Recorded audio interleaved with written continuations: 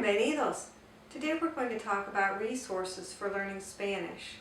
I'm going to show you some examples of resources that you need to have on hand if you would like to learn to speak and understand Spanish. And the most important resource that you need to have available to you is a person who can speak Spanish. You need somebody who can help you initially learn to pronounce things properly, and also who can give you an example of how things are supposed to sound. So you need somebody you can listen to, and that you need a person who can correct you as you're learning to pronounce things properly. And if you don't have someone readily available to you on a day-to-day basis, maybe you can find a tutor who could meet with you, just a few times initially, just to get you started. You'll need to find someone who can help you initially learn how to pronounce the letters of the alphabet, who can help you with individual words, and then as you move along, who can give you pointers and steer you in the right direction if there are mistakes you're making. Because what you want to do is you want to practice correctly, and the longer you go practicing incorrectly, the harder it's going to be to go back and change those habits that you develop. So the most important thing you need to do is have a Spanish speaker who can set a good example for you and help you learn to do things correctly.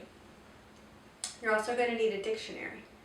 Now, there are dictionaries available online.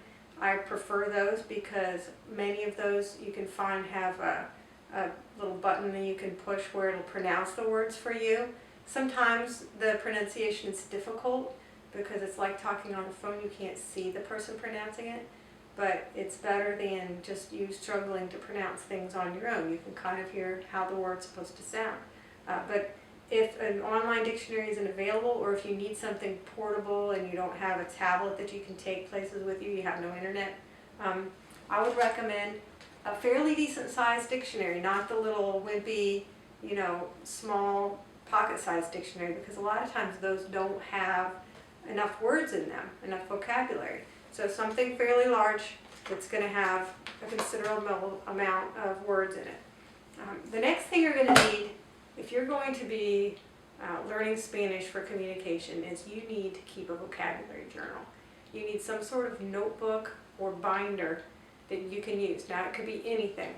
It could be something like this. It could be a flip-top small notebook. You can keep it in a journal, composition book, any kind of notebook with notebook paper, lined notebook paper in it will be fine.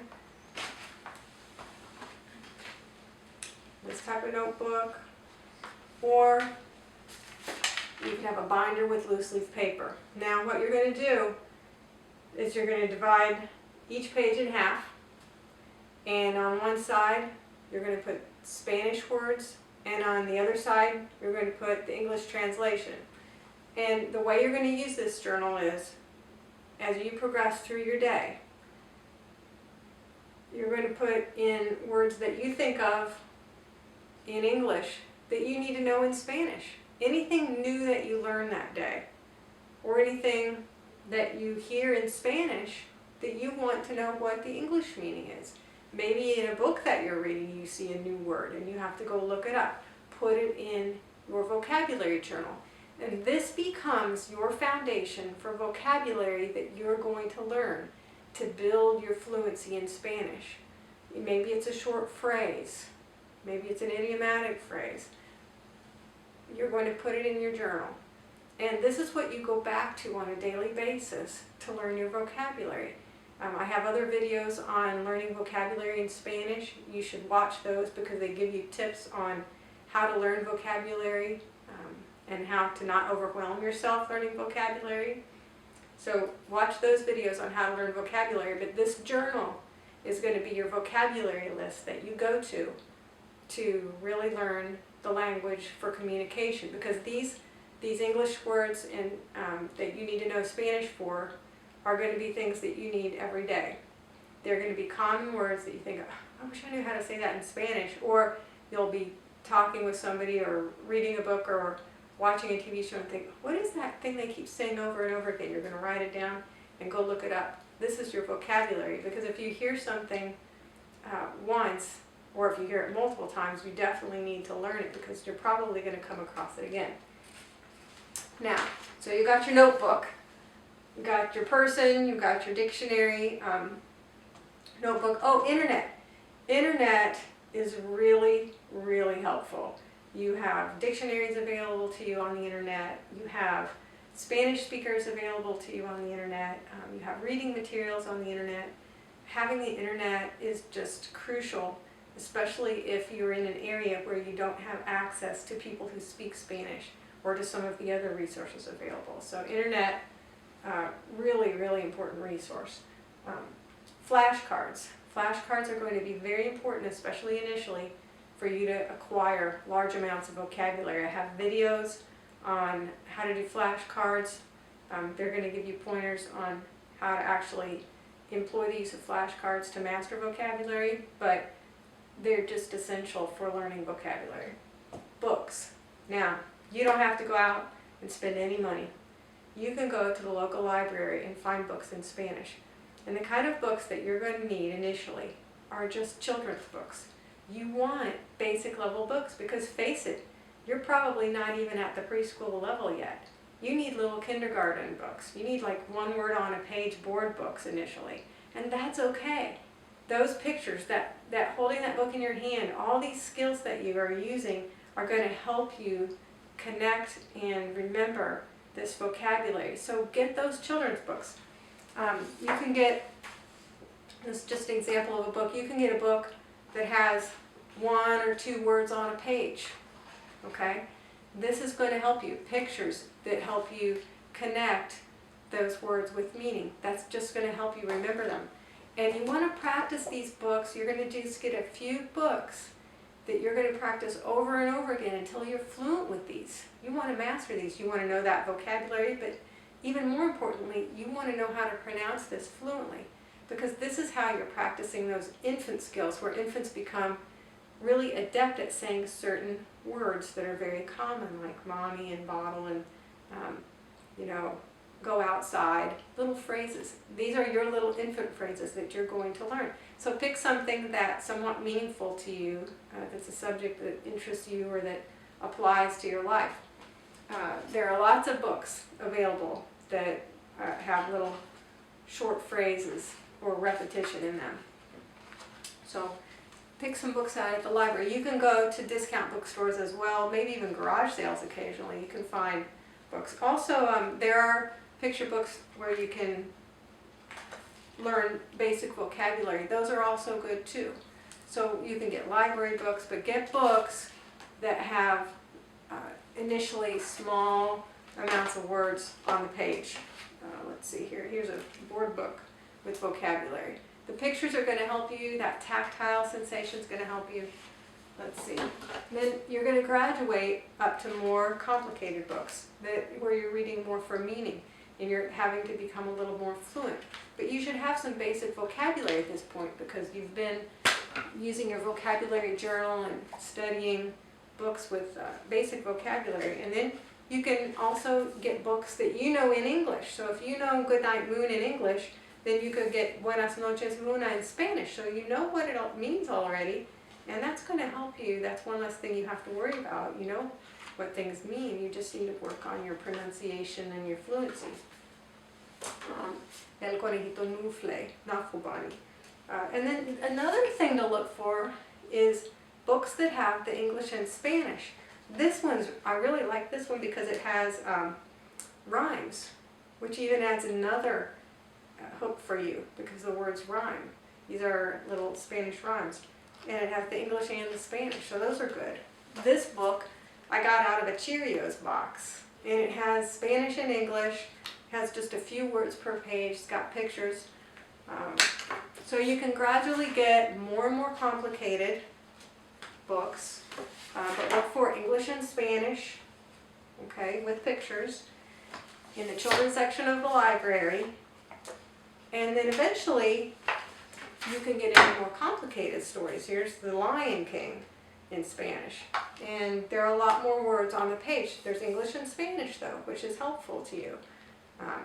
So don't start out with the books that have too many words on the page though, because it's just going to frustrate you, it's going to overwhelm you with vocabulary. Just start out with the little books.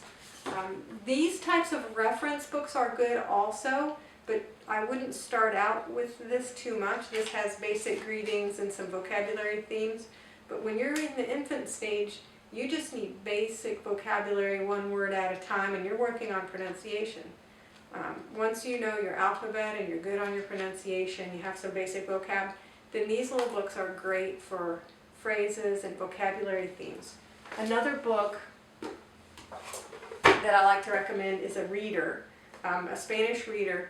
These readers are good because not only do they have beginning level reading passages for you, but they also have questions afterward, and they make you think about what you're reading. So these are great too. This book, you may be able to find more. This is a book that has the Spanish and English translation for certain movie titles. It can be a little bit advanced, but this might be good for you once you get a little more advanced. It might help you if you're doing the movie thing to practice your Spanish. Another thing that some people do is they learn their favorite Bible verses in Spanish. So if you have some favorite scriptures or whatever sayings that you like to use in your life, learn them in Spanish. And look for reference books in areas that you work in. If you're a social worker, or if you work in law enforcement or teaching, this is a great book. Even though it says Spanish for educators, anybody involved with social work could probably benefit from this book. And these are more reference books, but they do have vocabulary theme areas, great reference books. So let's see what else is on our list. Those are just some examples of books. And again, library, great resource, and also resale shops. Periodicals and brochures. A lot of places even have free Spanish newspapers, brochures at the doctor's office.